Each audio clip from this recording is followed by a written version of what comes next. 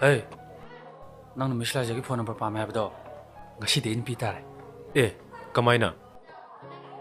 Ai relation ni kaino. Bajata ni pi tane.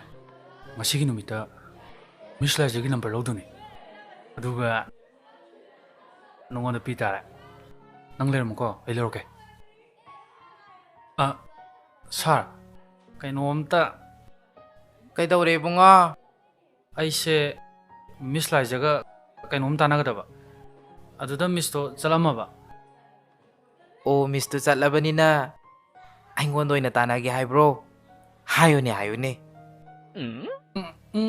Nate sir. Miss ki phone number amta piyo ba. Is adugi oire. Se du puthoro se.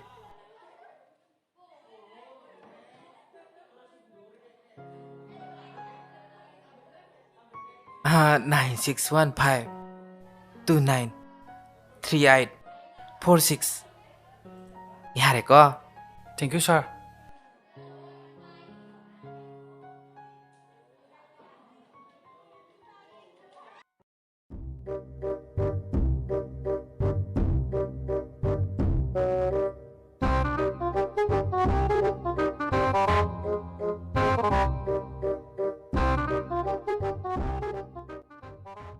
Hello? Hello? Kanano siba?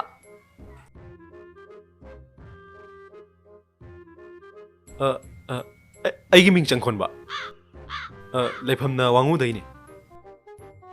Songmi number se aina Facebook tai lokthok sabani. Warobi ba yade ko? Warau deda. Kaigi warau duino. Ado kaigi hona birige. Ai hauji Rims ta doctor oina pujariye. Asomdi. Aidi haido pai kaireda. Private school amada oza macha moijariye. Kaigi kaidoiba. Ozai ba sinfam sidi khwaidagi maru oiba thabak ni. Ozai yaudana thabam ta mai pakpa ngam banate da. Ado somna ingoda message tharakpagi maram sibu. Kaino ni. Aise. Laik tamna bo honari ngai da koiba lang masu amata phangaudraba. Aduda songi AB account se thengna robada. Khanghaudana wakhal ama sum Kai wakan khaliba. Miss.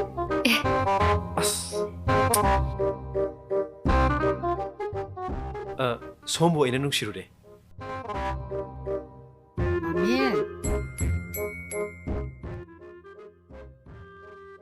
Ai emergency patient ama lae.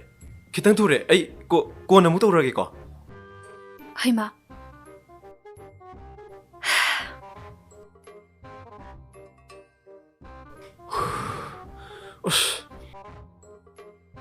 Kuimasi diba. Matang thong sa khidre. Wari nungai kan sida.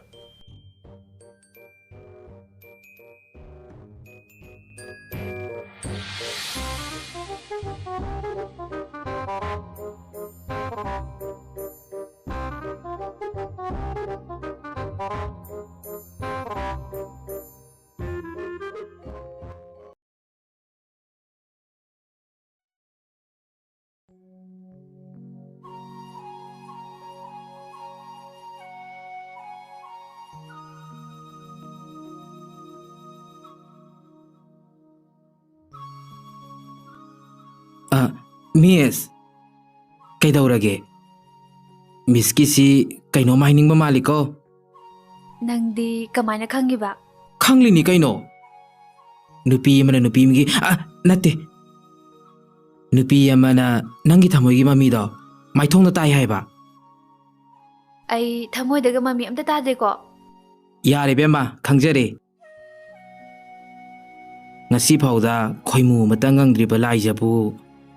Karamba sakti sen ba khoimu no ne. Laijagi thamoy bu yoi tawri siba. Aina khanbada mi do arai bi oiramoy. Mado doctor ne haye. Mana nungsi harakpada aisu hai haidokre. Inkhalakpada asigu masi yaroktabanina kaya hite ba ise. ꯑꯩ ꯅꯪꯉꯣꯟꯗ ꯈꯔ ꯇꯥꯟꯅꯒꯦꯅ ꯂꯥꯛꯏꯅꯤ. ꯉꯥꯏꯈꯣꯅꯦ ꯅꯪꯕꯣ. Doctor ꯍꯥꯏꯗꯤ ꯃꯁꯥ ꯃꯇꯣꯝꯇ doctor ꯑꯣꯏꯖꯕ ꯀꯥꯡꯕꯨꯗꯨꯔꯣ? ꯍꯦ, ꯅꯪꯁꯨ ꯑꯗꯨꯗꯤ ꯑꯣꯏꯔꯝꯃꯣꯏꯍꯦ. ꯑꯩꯁꯨ ꯌꯥꯝꯅ ꯄꯪꯕ ꯃꯤꯗꯤ ꯑꯣꯏꯗꯕꯅꯦ. ꯅꯨꯡꯁꯤꯕꯁꯤꯗꯕꯨ ꯈꯔ ꯄꯪꯖꯕꯩ ꯋꯥꯅꯦ. ꯐꯔꯦꯁꯦ. ꯑꯩꯅꯅꯦ ꯐꯖꯅ ꯇꯥꯛꯑꯒꯦꯕ. ꯍꯩꯇꯕꯒ ꯉꯝꯄꯣꯟꯇꯦꯗ. ꯍꯣꯔꯦꯟ ꯒ꯭ꯌꯥꯟ ꯇꯥꯅ ꯐꯖꯅ ꯁꯥꯟꯅꯔꯁꯤ. ꯂꯥꯛꯑꯣ.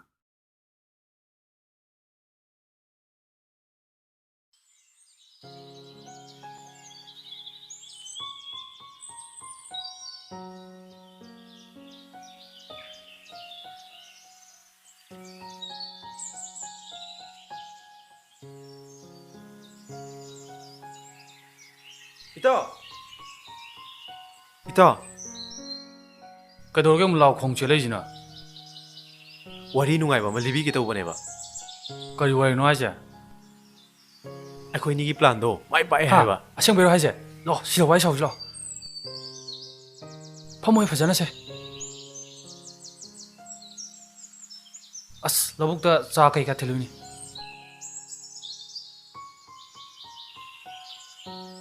ꯃꯤꯁꯇꯣ ꯑꯩꯅ ꯃꯦꯁꯦꯖ ꯁꯨꯝ ꯊꯥꯖꯤꯟꯕꯅꯦꯕ ꯈꯪꯉꯕ. ꯑꯗꯨꯒꯗꯤ ꯃꯤꯁꯅꯅꯦ ꯐꯣꯟꯁꯦ ꯇꯛ ꯇꯧꯁꯤꯜꯂꯛꯑꯦ ꯉꯔꯥꯡꯗꯣ. ꯑꯁ ꯑꯩ ꯌꯥꯝ ꯊꯤꯅ ꯄꯥꯈꯠꯂꯨꯔꯦ ꯉꯔꯥꯡꯁꯦ. ꯑꯗꯨꯒꯗꯤ ꯅꯨꯄꯥꯅ ꯄꯥꯈꯠꯄ ꯍꯧꯅꯕ꯭ꯔꯥꯅ ꯆꯤꯟꯁꯤꯗꯅꯦ ꯐꯤ ꯑꯃ ꯀꯨꯞꯁꯤꯜꯂꯦꯗꯅ.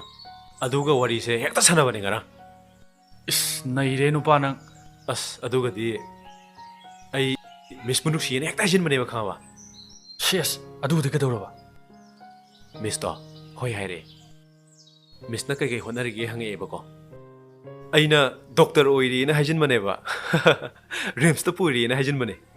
ꯑꯗꯨꯗꯤ ꯗꯣꯛꯇꯔꯒꯤ ꯃꯑꯣꯡꯗ ꯋꯥꯒꯥꯏꯗꯣ ꯂꯦꯝꯅ ꯉꯥꯡ ꯇꯥꯔꯤꯅꯦ. ꯍꯣꯏ ꯉꯥꯡꯉꯤꯅꯦ ꯑꯩ. ꯑꯗꯨꯒ ꯂꯥꯁꯇ ꯑꯩꯈꯣꯏ ꯃꯥꯅ ꯀꯧꯔꯛꯄ ꯋꯥꯅꯤꯗ. ꯑꯗꯨꯒ ꯑꯩ ꯄꯥꯈꯠꯄꯣꯏ ꯀꯔꯤꯕꯣꯏ ꯑꯩ ꯄꯦꯁꯦꯟ ꯑꯃ ꯂꯥꯛꯑꯦ. ꯑꯩ ꯀꯣꯟꯅ ꯄꯥꯎ ꯐꯥꯎꯅꯔꯁꯦ ꯍꯥꯏꯔꯒ ꯊꯝꯍꯟꯈ꯭ꯔꯦꯅꯦ ꯐꯣꯟꯗꯣ. ꯅꯪ ꯑꯃ ꯈꯪꯅꯔꯛꯄꯗ ꯆꯩ ꯆꯥꯅꯕ ꯂꯝꯕꯤꯅꯦ ꯅꯪ ꯇꯧꯏꯗꯣ. ꯅꯨꯄꯥꯅꯤ ꯀꯩꯅꯣ. ꯑꯩꯅ ꯃꯤꯁꯄꯨ ꯅꯨꯡꯁꯤꯔꯨꯔꯦ. ꯑꯗꯨꯒ ꯃꯥꯒ ꯑꯩꯒꯗꯤ ꯂꯝꯕꯤ ꯇꯣꯡꯉꯥꯜꯂꯝꯃꯦ. ꯃꯇꯦꯛ ꯈꯔꯗꯪ ꯑꯣꯏꯔꯕꯁꯨ ꯑꯩꯅ ꯀꯣꯏꯍꯧꯕ ꯌꯥꯏ ꯀꯩꯅꯣ.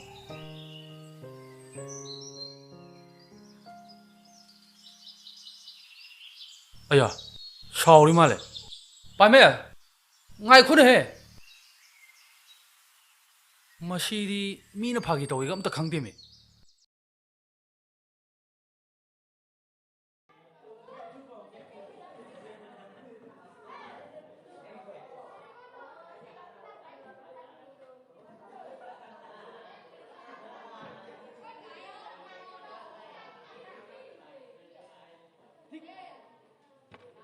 ꯂꯩꯆꯥ ꯇꯨ ꯃꯤꯁ ꯂꯥꯏꯖꯒꯤ ꯕꯣꯏ ꯑꯃ ꯇꯥꯍꯧꯔꯦꯕ. ꯀꯗꯥꯏꯅꯣ ꯌꯦꯡꯒꯦ ꯄꯤꯔꯣ.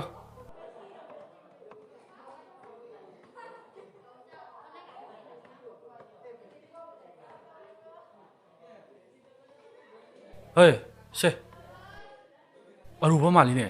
ꯑꯣꯐꯤꯁꯇ ꯂꯩꯔꯝꯒꯅꯤ ꯄꯤꯔꯨꯆꯣ ꯆꯠꯂꯣ. ꯑꯁ ꯉꯝꯃꯣꯏꯀꯣ. ꯏꯇꯣꯝꯇ ꯄꯤꯕ ꯉꯝꯃꯣꯏꯕ.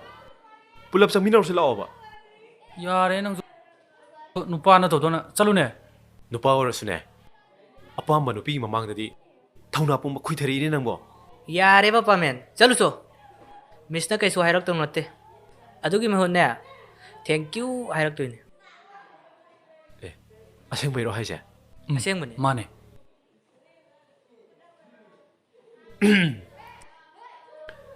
ꯑꯗꯨꯗꯤ ꯆꯪꯉꯒꯦꯀꯣ. ꯅꯨꯡꯉꯥꯏꯅꯤ ꯅꯪ.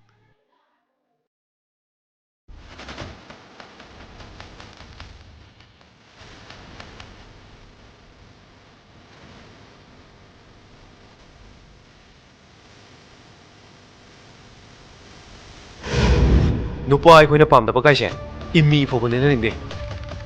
ꯍꯦ ꯂꯋꯥꯏ ꯅꯨꯄꯤ ꯂꯨꯍꯧꯕꯤ. ꯅꯪꯅ ꯃꯄꯣꯛ ꯆꯥꯝꯃ ꯆꯥꯝꯃꯗ ꯑꯩꯕꯨ ꯇꯥꯟꯅꯗꯨꯅꯁꯨ ꯑꯩꯒꯤ ꯅꯨꯡꯁꯤꯕꯗꯤꯅꯦ ꯅꯪꯉꯣꯟꯗ ꯃꯆꯦꯠ ꯑꯃ ꯐꯥꯎꯕ ꯄꯤꯔꯣꯏ. ꯄꯥꯃꯦꯟ ꯑꯩ ꯅꯪꯒꯤ ꯅꯨꯡꯁꯤꯕꯗ ꯉꯥꯎꯔꯦ ꯄꯥꯃꯦꯟ. ꯑꯩ ꯅꯪ ꯅꯨꯡꯁꯤꯌꯦ. ꯑꯣꯏꯊꯣꯛꯇꯕꯅꯤ. ꯁꯟꯅ ꯁꯤꯕꯒꯤ ꯃꯅꯥꯛꯇ ꯂꯦꯞꯄꯕꯗꯤ ꯄ꯭ꯔꯥꯏꯖꯁꯤ ꯐꯪꯉꯦ ꯍꯥꯏꯕꯗꯣ ꯇꯥꯍꯟꯒꯅꯨ. ꯃꯤ ꯑꯃꯅ ꯄꯥꯝꯗꯕ ꯀꯥꯏꯁꯦ ꯌꯥꯝ ꯄꯥꯝꯗꯕꯅꯤ. ꯅꯨꯡꯁꯤꯗꯕ ꯀꯥꯏꯁꯤꯁꯨꯅꯦ ꯌꯥꯝ ꯅꯨꯡꯁꯤꯗꯕꯅꯤ. ꯑꯄꯥꯝꯕ ꯄꯣꯠꯁꯛ ꯈꯨꯗꯤꯡꯃꯛ ꯅꯪꯒꯤ ꯑꯣꯏꯒꯅꯤ ꯈꯟꯕꯗꯣ ꯅꯪ ꯂꯥꯟꯒꯅꯤ. Sir, yengutu. Discipline gi wangmada aigi satra oriba mahakna ngasi aigi voice da phajadaba wahai wata sijinaduna iri. Sir na pamen gi mathakta chapchaba punishment pibiyo.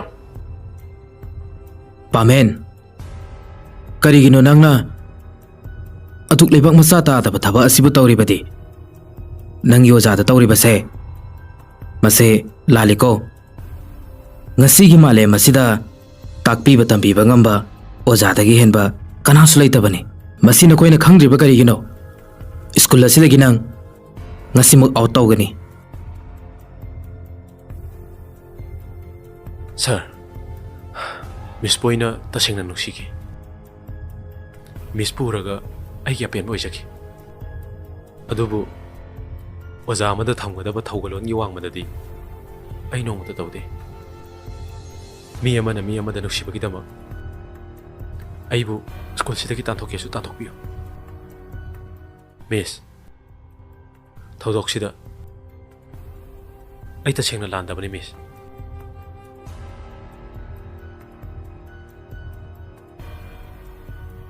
ꯑꯩꯒꯤ ꯅꯨꯡꯁꯤꯔꯕ ꯁ꯭ꯀꯨꯜ ꯑꯁꯤꯒꯤ ꯁ꯭ꯇꯨꯗꯦꯟꯠꯁꯤꯡꯗ ꯉꯁꯤ ꯋꯥꯐꯝ ꯈꯔꯗꯪ ꯊꯝꯒꯦ ꯃꯗꯨꯗꯤ ꯁ꯭ꯀꯨꯜ ꯑꯁꯤꯗ ꯇꯝꯂꯤꯕ ꯁꯥꯇ꯭ꯔ ꯁꯥꯇ꯭ꯔꯤ ꯈꯨꯗꯤꯡꯃꯛꯅ ꯊꯛꯁꯤ ꯈꯥꯁꯤ ꯍꯥꯏꯕꯗꯤ ꯗꯤꯁꯤꯄ꯭ꯂꯤꯟ ꯑꯁꯦ ꯉꯥꯛꯅ ꯆꯠꯄꯤꯌꯨ ꯊꯕꯛ ꯑꯃ ꯇꯧꯕ ꯃꯇꯝꯗ ꯃꯤꯅ ꯀꯔꯤ ꯍꯥꯏꯈꯤꯒꯗꯒꯦ ꯍꯥꯏꯕꯁꯦ ꯑꯐꯕ ꯑꯃꯁꯨꯡ ꯐꯠꯇꯕ ꯑꯅꯤꯒꯤ ꯅꯥꯛꯌꯦꯠ ꯌꯦꯡꯗꯨꯅ ꯊꯕꯛ ꯑꯗꯨ ꯄꯥꯡꯊꯣꯛꯄꯤꯒꯗꯕꯅꯤ Angang amana afaba discipline masak khangba mi ama oiba haibase ahanbada mama mapa haibadi imung manung ani subada mahaki school amadi atay atopa mahaki friends sakar singi makhayamna poli aduna ngangsi nakhoi afaba mi amamam oinaba honasiko phare phare nasana sai classroom da sangba yaragani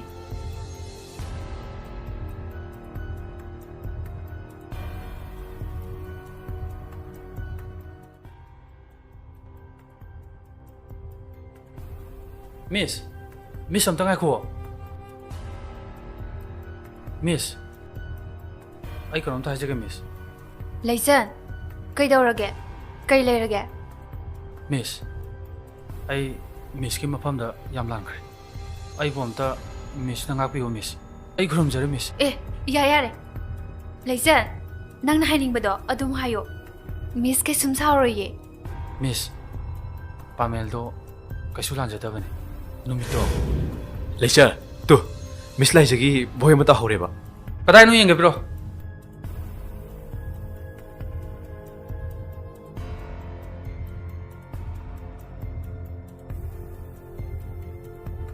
Hey, se. Aruba mali ne. Officer le ngani pi jo chalo. Ape pa wakan jen ba. Ngahake aning ma toroba. Aina soyone Miss. Ai boina school asitagi tanthoju tanthokpiyo. Pamen budi lana lobigano Miss.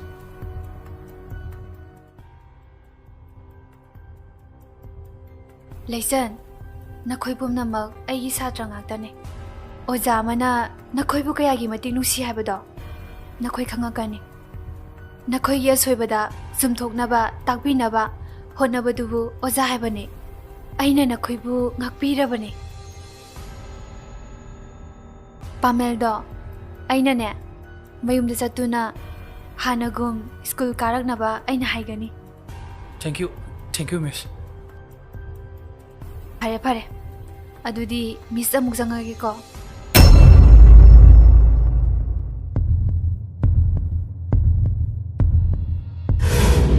Nupa ai khoina pam da ba kai se immi phobone le ning de.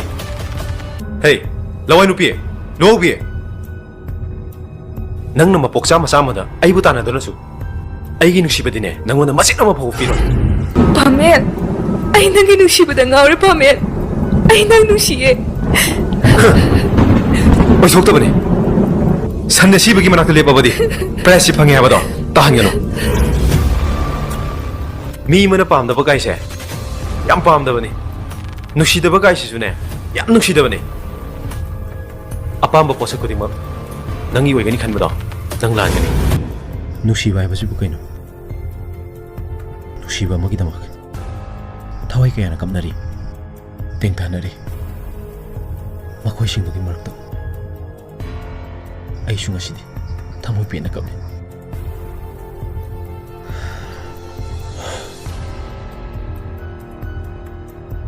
ꯃꯄꯥꯟ ꯊꯣꯡꯒꯤ ꯐꯖꯔꯕ ꯀꯣꯌꯣꯝꯅ ꯊꯃꯣꯏꯗ ꯇꯥꯔꯤꯕ ꯃꯃꯤꯕꯨ ꯎꯕ ꯐꯪꯗꯦ ꯑꯩꯅ ꯅꯨꯃꯤꯠ ꯈꯨꯗꯤꯡꯒꯤ ꯆꯩꯕꯤꯔꯤꯕ ꯁꯛꯊꯤꯕꯤ ꯉꯝꯕꯤꯅꯗꯤ ꯑꯩꯕꯨ ꯊꯃꯣꯏ ꯁꯦꯡꯅ ꯅꯨꯡꯁꯤꯖꯩ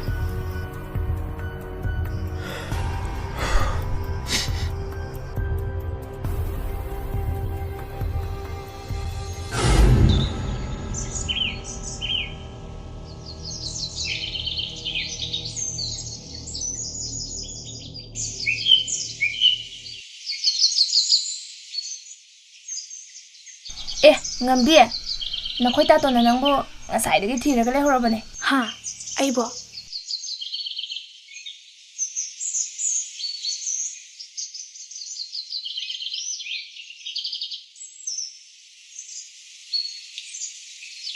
ꯂꯥꯛꯑꯣ ꯂꯥꯛꯑꯣ ꯑꯩꯒ ꯄꯨꯟꯅ ꯆꯠꯃꯤꯟꯅꯈ꯭ꯔꯁꯦ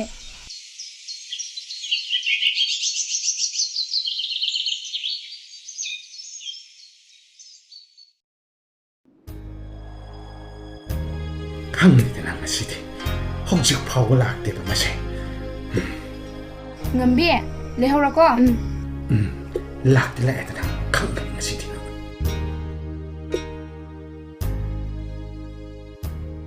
ꯍꯦ ꯉꯁꯥꯏꯗꯒꯤ ꯀꯗꯥꯏ ꯆꯠꯂꯨꯏ ꯅꯪꯗꯤ ꯍꯥ ꯀꯗꯥꯏ ꯆꯠꯂꯨꯒꯦꯕ ꯅꯪꯕꯣ ꯇꯥꯇꯣꯟ ꯑꯩ ꯏꯁꯤꯡ ꯁꯣꯛꯄ ꯆꯠꯂꯨꯕꯅꯦ ꯅꯪꯉꯣꯟꯗ ꯀꯅꯥꯅ ꯏꯁꯤꯡ ꯁꯣꯛ ꯍꯥꯏꯒꯦ ꯑꯁꯤ ꯂꯥꯛꯏꯕ ꯃꯤꯁꯤꯡꯁꯤꯒꯤ ꯆꯥꯅ ꯊꯛꯅꯕ ꯑꯋꯥꯠ ꯑꯄꯥꯁꯤꯡꯁꯦ ꯅꯪ ꯈꯔ ꯌꯦꯡꯁꯤꯟꯕ ꯌꯥꯗꯕ꯭ꯔꯣ ꯍꯥ ꯑꯗꯨꯗꯤ ꯅꯠꯇꯗꯅ ꯅꯪꯅ ꯇꯧꯅꯤꯡꯕ ꯇꯧ ꯂꯩꯔꯦꯅꯦ ꯍꯥ ꯇꯥꯇꯣꯟꯅ ꯉꯁꯥꯏ ꯁꯟ ꯏꯁꯤꯡ ꯄꯤꯊꯛꯅꯕ ꯏꯁꯤꯡ ꯁꯣꯛꯎꯁꯨ ꯍꯥꯏꯕꯗꯨꯗ ꯁꯣꯛꯎꯕꯅꯦ ꯃꯆꯤꯜꯂꯁꯨ ꯌꯥꯝ ꯈꯨꯝꯃꯤꯅꯦ ꯅꯪ ꯌꯥꯝ ꯍꯩꯔꯦꯅꯦ ꯍꯥ ꯅꯪ ꯉꯥꯡꯕ ꯌꯥꯝ ꯍꯩꯔꯦꯅꯦ ꯍꯥ ꯌꯥꯝ ꯍꯩꯔꯦꯕ ꯍꯩꯔꯗꯤ ꯅꯪ ꯈꯪꯕ꯭ꯔ ꯌꯦꯡꯉꯣ ꯍꯩ ꯁꯦ ꯅꯪ ꯉꯥꯡꯕꯁꯦ ꯉꯥꯡꯉꯨ ꯈꯪꯕ꯭ꯔ ꯅꯪ ꯑꯩ ꯍꯥꯠꯇꯅ ꯅꯪ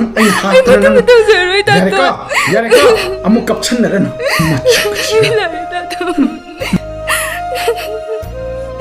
ꯇꯥꯇꯣꯟ ꯇꯥꯟꯖꯔꯦ ꯇꯥꯇꯣꯟ ꯉꯝꯕꯤ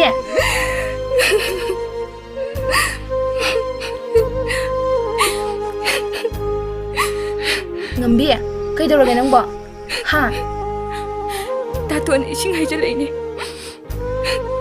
ꯉꯝꯗꯦ ꯀꯞꯄꯅꯨꯁꯦ ꯇꯣꯛꯑꯁꯦ ꯀꯩꯁꯨꯝ ꯇꯧꯔꯣꯏꯌꯦ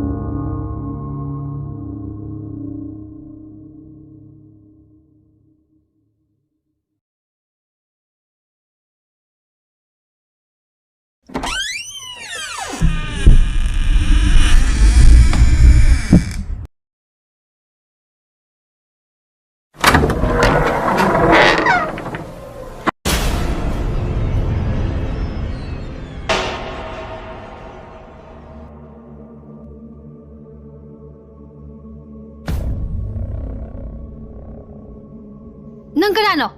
Hayo, nang kanano? Ay kanano khangningbro?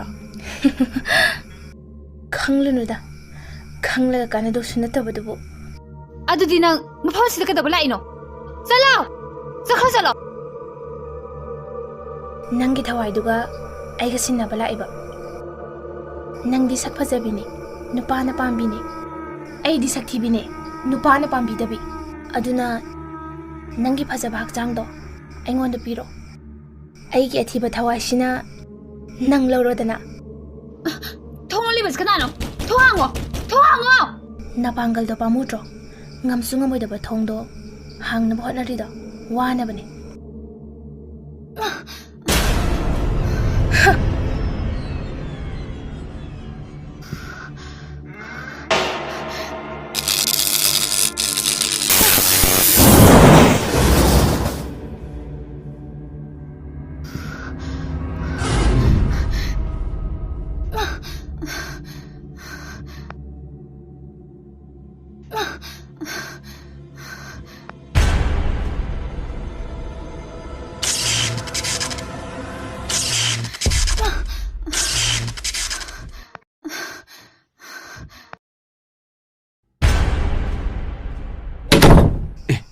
Miss. Sí, hágalo, sí, Miss. Sí, hágalo.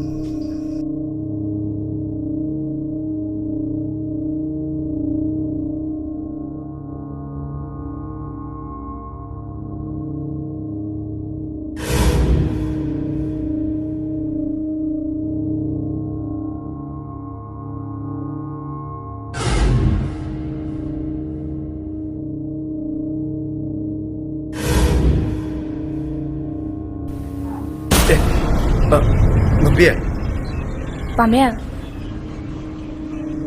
Se. kay no sibo? Ay shu khangde. Hangtok laga muni yengo. Magul nyam lay butche ni.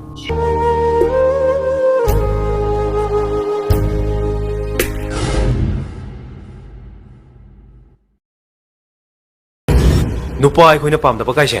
Imi po ba nila ningde? Hey, laway nupi, lobi. Nang na mapoksa masama da, ay buta na doon na su. Ay ginusiba din nang wana masin na mapakupiro. Pamel! Ay nang ginusiba nga rin, Pamel! Ay nang nusiye! Ay, sokta ba ni? San na siba gimanak talipa ba di? Presi pangya ba do? Tahan yun o. Mi mo na pam da ba kay siya? Yang pam da ba ni? Nusida ba kay siya su ne? Yang nusida ba ni? Apam ba po sa kuting mo? Nang iway gani kan ba do? Nang laan gani.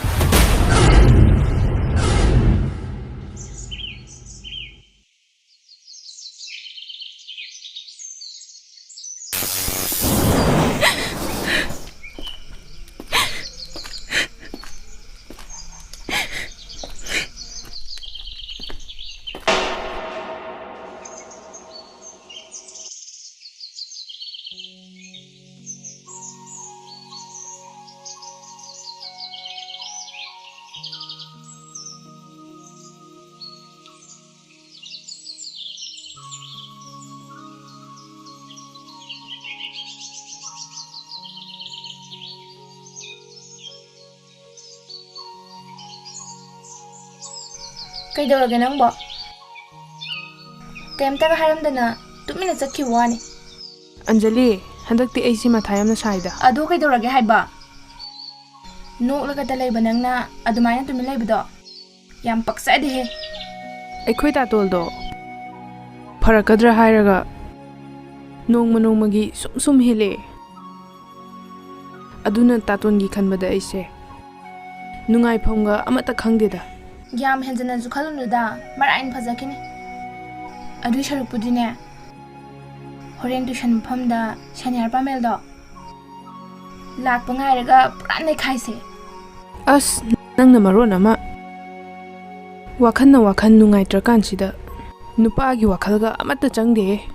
Yar he nangsu thopa marain laksarjani. Au pama nangna ngasi mut op ta laibase king bem nungai ti. Lao se he lao haraga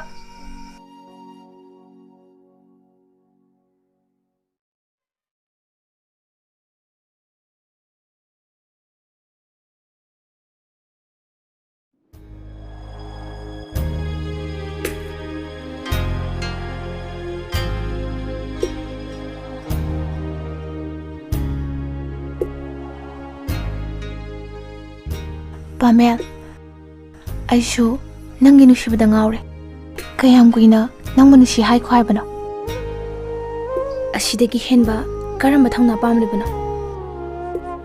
Isil asidagi thoglakliba nushi haiba wahai sisu matam kayadagi haiduna lai. Ngasisu hairi. Ai nang manushi Pamel.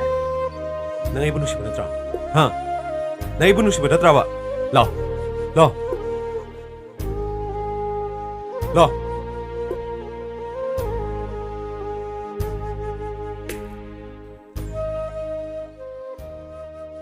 Nang ibu nusi ladi. School mathak sida ichong thong ni. Ngamdra ba?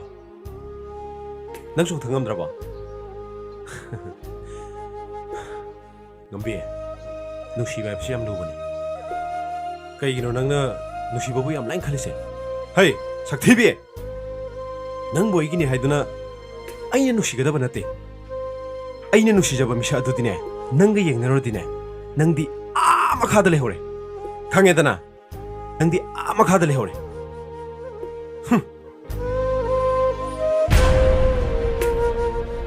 Nupa ai khoina pam da ba kai se. Imi pho bane ne de. Hey, lawai nupi. No bi. Nang na mapok sama da ay buta na doon su. Ay ginusiba din eh. Nang una masin na mapapupiro. Pamel, ay nang inusiba da ngaure Pamel. Ay nang nusiye. Ay sokta ba ni? San na siba gimana tuloy pa ba di? Presi pangi haba do. Tahan gano. Mi mana pam da ba guys eh. Yam pam da ba ni? Nusida ba guys su ne? Yam nusida ba ni? Apam ba po sa ko di mo? Nang iway gani kan ba do? Nang lan.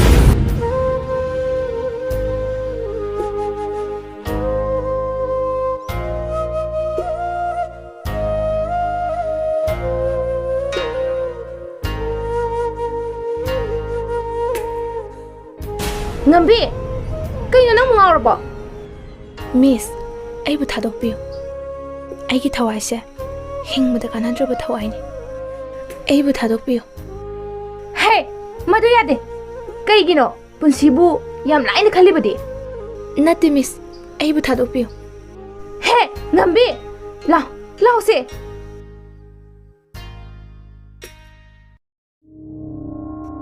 Se, sidlayu se. Ngambi, kaygino punsibu yam lain khalibadi. Nang ngasi tawriba se papu gadaba thabakni. Aina matam jana thengna hobagi nang pharabani. Karigumba thengna hodrabadi nangi punsina kamdauba. Misna nangonda hagadaba yam watli ko. Adubu ngasigi di hairaroi. Adubu nang tension amada leire. Ngasigi di hairaroi. Lao, misna nangbu yung phawba drop tawramage. Lao.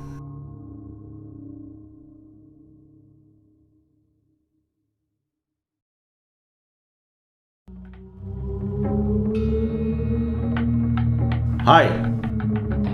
Ngasai dagi nang kadai de salui. Ha. Kadai chalu ke? Hai, na chendo khumune hei. Ising ngas na mai thak da thanam laga.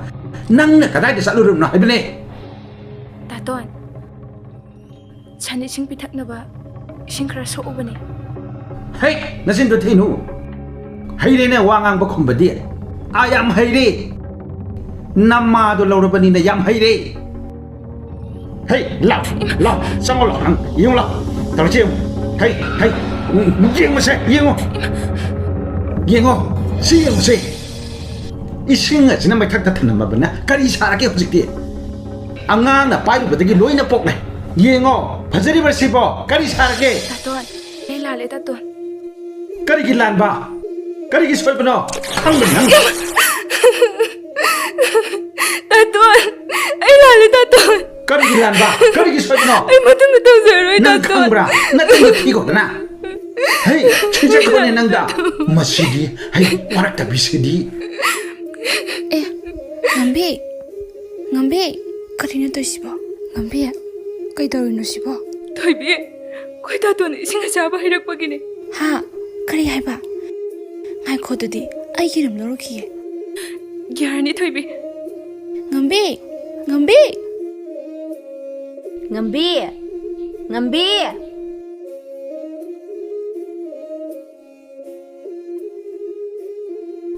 Ngambi, kaitorage nangbo?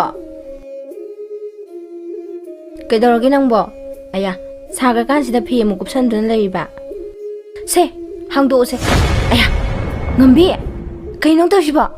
Ha, kaino tawsiba? Tatone sing saba hairakpada. Adugi numit mangani subada. Simaini loin tawkhre. Aigi phibamjida mapan kamda thokningdrabane.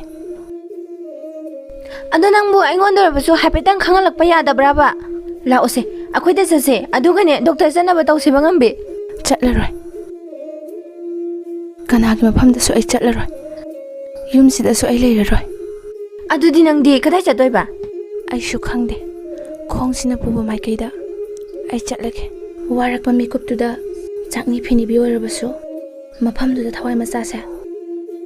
Hingnaba hotnarage. Ngambi. Penube. Aigi mitse hanagum mayak sengna usilaktre. Aise mitangbi oidoro male. Ngambi. Kaino nang si hari ma'am sibo. Aigi nusibita nang kay sum tawroye. Se doctor janaba tawsi se. Lao se doctor janaba tawse ba. Se hawgalo se. Peno chalo. Tato la aba male. Mi uhal haiduna ai bu muchairane. Se chalo ngambi. Chalo haibane. Se nangi phibam sida bu nang hundo maga ai sat pangamoye. Kaigino nang na adem na pangda beri sibo. Peno nang adumai tawno. Nang aibu asengba mak nusibo oradi nang chalo. Hayeng ko na ne tapna wari sanaraseba. Nang chalo. Se chalo se. Phare se. Ai ngasi gi disalage. Hayeng na ne doctor janaba ai nang lobo lakki ko. Nakoina di khangdriba. Aigi punsi maren sidine. Pap kaya na pullaga pokpa machane. Aduna bu imai pa masa khangdani lai sidi. Ai kanada su yiningde.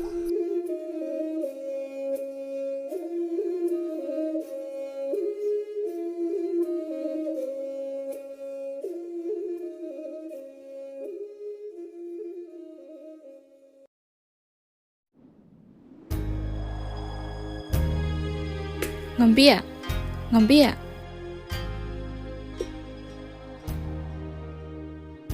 Kai sakar jano sina.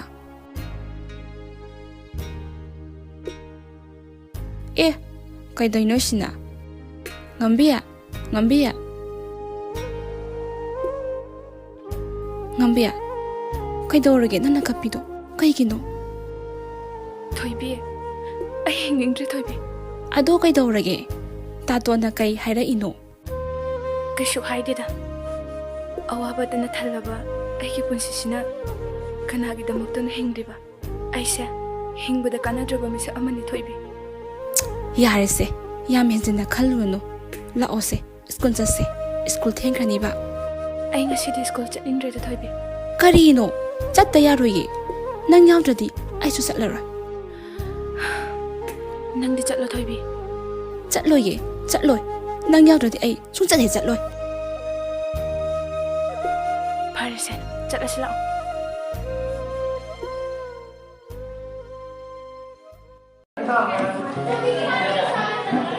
Aya, kiu sidi ayong lerami kamai tawni sidi.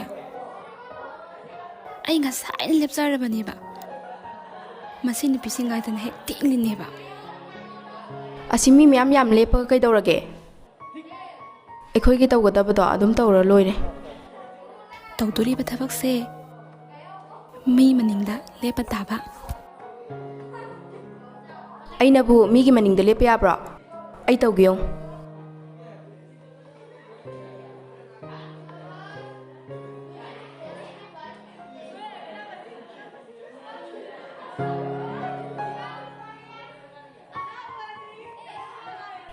ꯄꯦꯟꯁꯦ ꯑꯗꯣꯝꯒꯤ ꯑꯣꯏꯔ ꯃꯥꯅꯤ Oh, thanks. ꯑꯗꯣ ꯑꯩ ꯈꯔ ꯍꯟꯖꯒꯦ ꯌꯥꯒꯗ꯭ꯔꯣ? Yani yani. Thank you.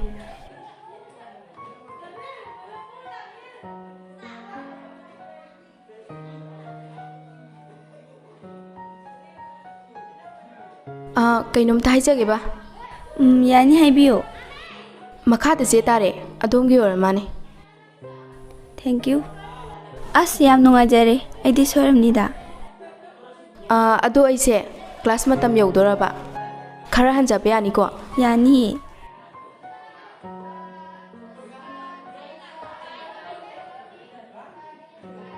ꯍꯟꯗꯛꯅ ꯀꯔꯝꯕ ꯃꯈꯜꯒꯤ ꯀꯗꯔ ꯇꯧꯗꯣꯏꯅꯣ?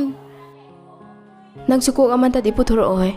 ꯍꯩꯖꯗꯦ ꯑꯩꯈꯣꯏꯗꯤꯅꯦ ꯅꯪꯒꯤ ꯃꯇꯨꯡ ꯏꯟꯕꯅ ꯍꯦꯟꯅ ꯄꯛꯆꯩꯌꯦꯕ. ꯑꯁ ꯋꯥꯔꯤꯗꯤꯕ. ꯍꯟꯗꯛꯇꯤꯅꯦ ꯃꯃꯥꯡꯁꯤꯗ ꯍꯦꯛꯇ ꯆꯪꯁꯤꯜꯂꯒ ꯂꯦꯞꯁꯤꯟꯕ ꯇꯥꯕꯅꯤ. ꯑꯗꯨ ꯅꯠꯇꯅ ꯎꯄꯥꯏ ꯂꯩꯇ꯭ꯔꯦꯕ. ꯇꯧꯅꯨꯍꯦ ꯅꯪꯁꯨ. ꯁꯤꯗ ꯁꯨꯝ ꯂꯦꯞꯄꯁꯦ ꯃꯤꯁꯨ ꯌꯥꯝꯗ꯭ꯔꯦꯕ. ꯑꯩꯒꯨꯝꯕ ꯃꯤ ꯑꯃꯅ ꯁꯨꯃꯥꯏꯅ ꯃꯅꯤꯡꯗ ꯂꯦꯞꯄꯁꯦ ꯄꯛꯆꯗꯦ. ꯑꯗꯨꯅ ꯃꯃꯥꯡꯁꯤꯗ ꯍꯦꯛꯇ ꯂꯦꯞꯄ ꯇꯥꯕꯅꯤ.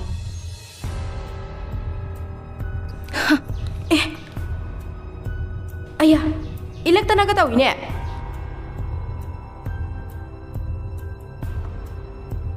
ꯁꯥꯔ, ꯃꯥꯅ ꯑꯩꯒꯤ ꯃꯃꯥꯡꯗ ꯂꯦꯞꯀꯦ ꯇꯧꯕꯒꯤꯅꯦ.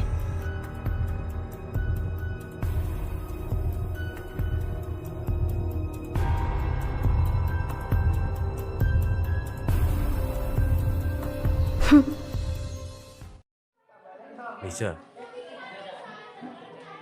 ꯃꯤꯁꯄꯨ ꯑꯩꯅ ꯐꯣꯟꯗ ꯑꯇꯣꯞꯄ ꯁꯥꯔꯒ ꯀꯣꯏꯔꯤꯕꯁꯦ ꯍꯌꯦꯡꯋꯥꯏ ꯈꯪꯅꯔꯛꯑꯒ ꯀꯩꯅꯣ ꯑꯣꯏꯅ ꯈꯨꯝꯗꯣꯏꯁꯤꯕꯣ? ꯅꯪꯕꯨ ꯑꯩ ꯅꯨꯄꯥꯅꯦ ꯌꯥꯝ ꯍꯥꯏꯒꯤꯗꯥꯏꯅꯦ? ꯅꯊꯧꯅꯥ ꯎꯠꯂꯨꯗꯅ. ꯊꯧꯅꯥꯕꯨꯗꯤ ꯎꯠꯀꯦꯅ ꯀꯣꯏꯔꯤꯅꯤꯅꯦ, ꯑꯗꯨꯕꯨ ꯊꯧꯅꯥꯗꯣ ꯇꯦꯛꯈꯤꯗ꯭ꯔꯥꯅ ꯈꯟꯕ ꯋꯥꯅꯤ. ꯀꯩꯅꯣ ꯉꯁꯤꯗꯤ ꯅꯨꯄꯥ ꯑꯃ ꯈꯨꯏꯊꯔꯛꯏꯁꯤꯅ? ꯌꯥꯔꯦ ꯏꯕꯨꯡꯉꯣ, ꯃꯇꯝꯗꯨ ꯌꯧꯔꯒꯅꯦ ꯊꯣꯛꯄ ꯑꯃ ꯃꯔꯥꯏ ꯂꯥꯛꯆꯅꯤ. ꯍꯣꯏ, ꯑꯗꯨꯕꯨꯗꯤ ꯆꯨꯝꯃꯤ. ꯑꯗꯨꯗ ꯃꯇꯝꯗꯨ ꯌꯧꯔꯒ ꯁꯛ ꯇꯥꯛꯂꯨꯕꯗ ꯃꯤꯁꯀꯤ ꯍꯧꯅꯕꯤ ꯇꯥꯏꯀꯩ ꯐꯨꯊꯔꯛꯑꯗꯤ. ꯏꯁ, ꯑꯗꯨ ꯑꯣꯏꯔꯒꯅ ꯇꯣꯛꯍꯧꯔꯣꯗꯅ. ꯉꯝꯕꯤꯅ ꯅꯪꯕꯨ ꯀꯣꯏꯇꯥꯟ ꯇꯥꯟꯅꯖꯩꯁꯦ ꯃꯥ ꯑꯣꯏꯅ ꯀꯣꯏꯕꯤꯔꯣ. ꯆꯠꯂꯨꯀꯣ ꯑꯗ. ꯃꯥꯒꯤ ꯅꯨꯡꯁꯤꯕꯗꯨꯗꯤꯅꯦ ꯑꯣꯏꯔꯣꯏꯗꯕ ꯅꯨꯡꯁꯤꯕ.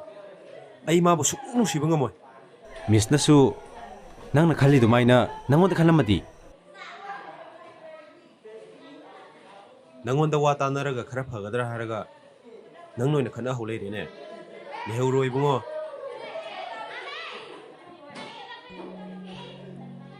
ꯑꯁꯤ ꯅꯨꯄꯤꯁꯦ ꯍꯦꯛ ꯎꯕꯒ ꯑꯗꯨꯛ ꯌꯥꯝ ꯐꯨꯅꯤꯡꯉꯤꯁꯦ ꯀꯩꯒꯤꯅꯣ? ꯐꯨꯅꯤꯡꯂꯛꯂꯗꯤ ꯇꯞꯇꯥꯏ ꯐꯨꯔꯁꯤꯔꯣ? ꯀꯨꯏꯔꯦꯗ ꯃꯤꯒ ꯐꯨꯔꯛꯇꯕ. ꯍꯥꯏꯗꯧꯅ ꯐꯨꯔꯁꯤꯔꯅꯦ? ꯉꯥꯏꯈꯣꯍꯦ, ꯑꯩꯈꯣꯏꯅ ꯑꯃꯨꯛ ꯐꯨꯔꯒ ꯁ꯭ꯀꯨꯜꯒꯤ ꯑꯣꯖꯥꯁꯤꯡꯅ ꯑꯩꯈꯣꯏ ꯑꯃꯨꯛ ꯐꯨꯔ ꯊꯣꯛꯀꯅꯤ. ꯑꯗꯨ ꯑꯣꯏꯔꯗꯤ ꯑꯩ ꯇꯧꯒꯦ ꯌꯦꯡꯉꯣ.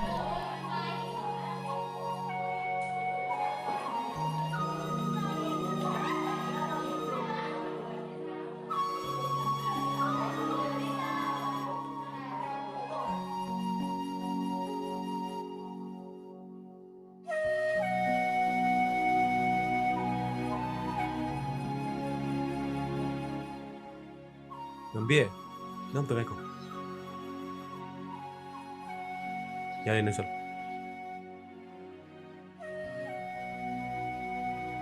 ꯀꯩꯒꯤꯅꯣ? ꯅꯣꯏꯅ ꯁꯤꯒꯨꯝꯕ ꯑꯉꯥꯡ ꯃꯆꯥꯅ ꯇꯧꯒꯗꯕ ꯊꯕꯛꯁꯦ ꯅꯣꯏꯅ ꯇꯧꯔꯤ ꯀꯩꯒꯤꯅꯣ? ꯃꯤꯁꯪ ꯌꯥꯝ ꯆꯪꯅꯕꯒꯤ ꯃꯑꯣꯡꯅꯤꯅꯦ. ꯃꯤꯁꯪꯒꯤ ꯋꯥ ꯅꯠꯇꯦꯗ. ꯃꯤ ꯑꯃꯕꯨ ꯀꯩꯒꯤꯅꯣ ꯅꯣꯏꯅ ꯑꯗꯨꯛ ꯌꯥꯝ ꯍꯟꯊꯅ ꯌꯦꯡꯉꯤꯗꯨꯕꯣ? ꯃꯗꯨ ꯇꯧꯅꯣ, ꯐꯠꯇꯦꯀꯣ? ꯃꯥꯕꯨ ꯑꯩꯅ ꯍꯟꯊꯅ ꯎꯕꯒꯤ ꯋꯥꯁꯨ ꯅꯠꯇꯦꯗ. ꯑꯩꯅ ꯇꯧꯔꯤꯕꯁꯦ ꯅꯁꯨꯡꯂꯥꯡꯒꯤꯅꯦ.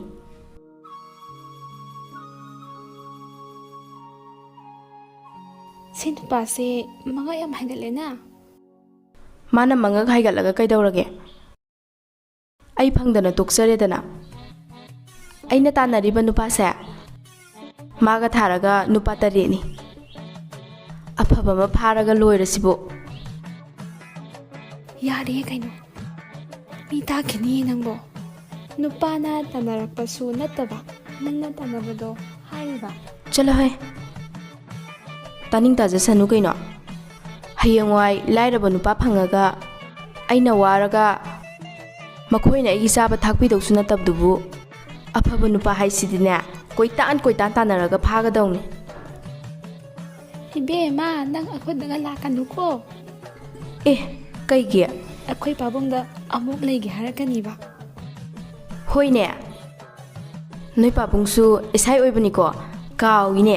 ꯀꯩꯅꯣ ꯃꯁꯤ ꯅꯨꯄꯤꯁꯤꯕꯣ? ꯑꯩꯗ ꯆꯠꯆꯍꯧꯔꯒꯦ.